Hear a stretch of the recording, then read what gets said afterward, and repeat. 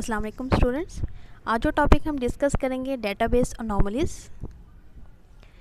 Database अनोमलीज़ basically हमारे पास वो errors हैं जो रिलेशंस में क्रिएट होते हैं, हमारे टेबल्स में प्रॉब्लम्स क्रिएट करते हैं एरर्स, उनको हम कहते हैं कि जो हमारी डेटाबेस अनोमलीज़ हैं। These problems occur due to the data redundancy. Data जब डुप्लीकेट होता है टेबल्स में तो उस वजह से ये प्रॉब्लम्स अकर होती हैं। इन प्रॉब्लम्स को हम अपडेशन अनोमलीज़ का नाम भी देते हैं, यानी कि अपडेट अनोमलीज़ भी कहते हैं। क्योंकि जब हम डाटा उसमें अपडेट करना चाहते हैं या इंसर्ट करते हैं, डिलीट या मॉडिफाई कोई भी इस ऑपरेशंस परफॉर्म करते हैं डाटाबेस पे, तो ये हमारी अनोमलीज़ क्रिएट करता है। Some important data may be lost if a relation is updated that contains anomalies. You must remove these anomalies in order to perform different operations on the relations without any problem. जो basically हमारे पास 3 अनोमलीज़ create होती हैं जब हमारे table में data redundant हो, यानी कि डुप्लीकेट डाटा मौजूद हो। इंसर्शन अनोमली है, deletion and modification anomaly.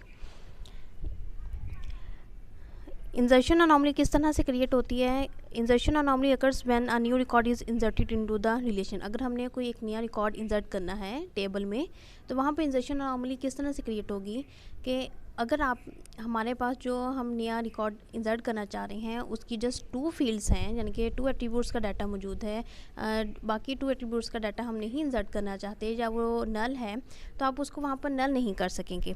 Example देखें कि हमारे पास एक टेबल है स्टूडेंट का जहाँ पर 4 एट्रीब्यूट्स हैं, roll number, name, group and subject.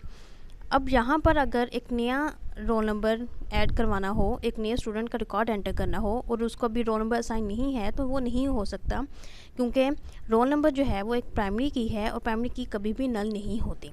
इसी तरह से जिस भी स्टूडेंट का आप डाटा यहाँ पर एंटर करेंगे, इंसर्ट करेंगे, उसका रोल नंबर और सब्जेक्ट, ये दोनों ऐसे एट्रीब्यूट्स हैं जिनका होना ज़रूरी है। उसके बगैर उसका डाटा जो है वो इंसर्ट नहीं हो सकेगा, क्योंकि रोल नंबर एंड सब्जेक्ट दोनों जो है हमारे पास एज आ प्राइमरी की हैं। डिलीशन अनोमली किस तरह से क्रिएट होगी कि डिलीशन अनोमली अगर आपने कोई डाटा हम डिलीट करना चाहते हैं रिकॉर्ड से, हम एक स्पेसिफिक एट्रीब्यूट का डाटा का डिलीट करना चाहते हैं, लेकिन वो ऑल द रिकॉर्ड का डाटा डिलीट होगा, और यही इस तरह से हमारे पास ये डिलीशन अनोमली क्रिएट हो जाती है। इसकी भी एग्जांपल हमारे पास गिवन है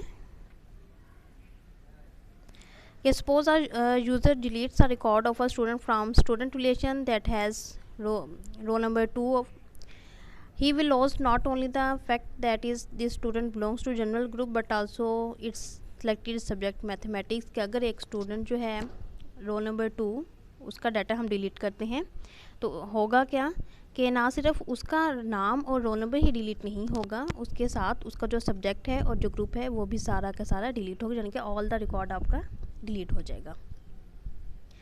थर्ड हमारे पास है modification anomaly. Modification anomaly occurs when a record is updated in the relation. It indicates that if a user change a specific value of the attribute of a particular entity, then he must update each of the rows for that entity।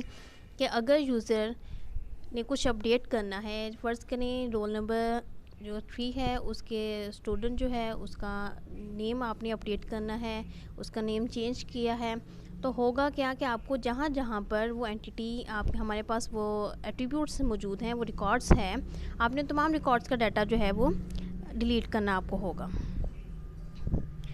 यहाँ पर देखें again student relation है जिसमें roll number, name, group and subject 4 attributes हैं। अब अगर यहाँ पर रोल नंबर 3 का डाटा अपडेट कर रहे हैं, जहाँ पर उसका ग्रुप जो है वो प्री इंजीनियरिंग कर रहे हैं, जब ग्रुप को चेंज करते हैं, अपडेट करना है, तो होगा क्या कि roll number 3 Tahira Ali ISIS की जगह हमने कर दिया कि जहाँ पे प्री इंजीनियरिंग हो, लेकिन जो बाकी इसके रिमेनिंग 2 रिकॉर्ड्स हैं वहाँ पर भी डाटा को अपडेट होना चाहिए। अगर नहीं होगा तो डाटा इनकंसिस्टेंट हो जाएगा। तो हमारे पास डाटाबेस में डाटा, हमारा पर्पस ही ये है कि डाटा कंसिस्टेंट हो। जो डाटा इंटीग्रिटी हमने कॉन्स्टिट्यूएंट्स अप्लाई करते हैं वो यही कहते हैं कि डाटा कंसिस्टेंट और एक्यूरेट होना चाहिए। तो ये हमारे पास बेसिकली 3 अनोमलीज़ हैं जो कि क्रिएट होती हैं हमारे रिलेशंस में, जो प्रॉब्लम्स क्रिएट करती हैं, इन्हें हमने रिमूव करना होता है।